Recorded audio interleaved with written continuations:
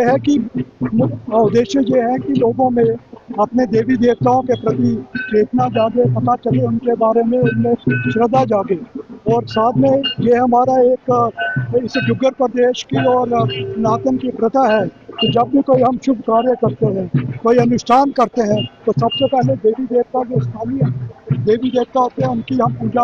अर्चना करके उसके बाद कार्यक्रम करते हैं। तो चूंकि आज हमारा महोत्सव शुरू होने वाला है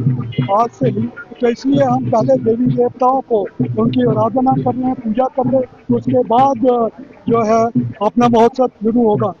और इसी के लिए साथ में ही हम लोगों को आमंत्रण दे रहे हैं कि इस महोत्सव में भारी तादाद में आके शामिल हो और पुण्य के भागी बने। काला घोड़ा भी देखा। काला घोड़ा जो है ये प्रतीक है,